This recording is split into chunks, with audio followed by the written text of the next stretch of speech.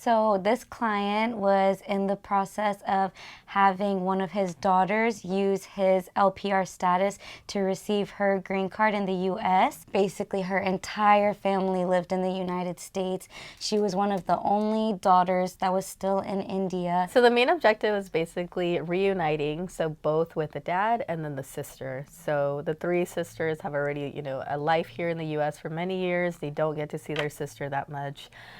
Just whenever they have to travel all the way to India. So they wanted her to have a fresh start here in the U.S. So this was like her opportunity for like permanent status as a green card. The main obstacle was the dad. So the dad not having like his status in line, basically. He did have the green card, but he had been out for years and years. The main problem was that they were questioning like his residence in the U.S. And one of the big things was that he actually wasn't in the U.S. at that time. With the sister's case, as I mentioned, like the first step was getting the dad in, and then from there we had to respond to this very urgent request from the consulate in India. Yeah, so the request for evidence was just asking for any type of supporting documents that could show his presence in the United States. But regardless of where he was at the time, his daughters were responsible for a lot of his medical needs, transportation needs, financial needs. So even the documents that they were requesting, it was really hard to find the specifics with his name. So we ended up using one of his daughters as a co-petitioner, and luckily with her documentation, a lot of it had his name included, so we were able to prove both of their presence in the United States. But I know we were relying on very minor supporting documents like a Costco membership or an Allstate insurance card that we used. He also belonged to some cultural organization, and luckily he had been a part of this organization since 2014, so that was a really good one that I thought. But it was really hard finding even the evidence that they were asking for. It was also coming up with like a financial support document, using the daughter's income to help them qualify on that end. Also just collecting as many documents as we could to prove his residence.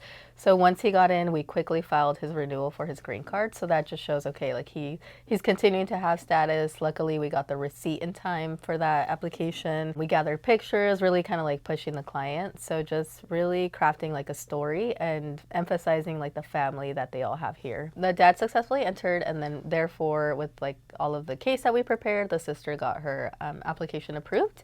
And is now with her family. This was a really great case to work on. Even though we talk about all the challenges and its difficulties, at the end of the day, all we want to do is be able to bring families back together. And especially during the holidays, you don't want anyone being left behind. So the fact that we were able to get the dad and the daughter back to the U.S. to spend time with their family was a really great feeling. And as an intern on this case, Margaret was able to give me a lot of insight and teach me a lot of lessons that I was able to take away and apply to other cases.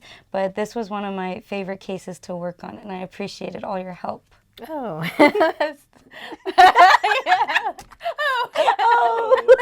You flatter me too.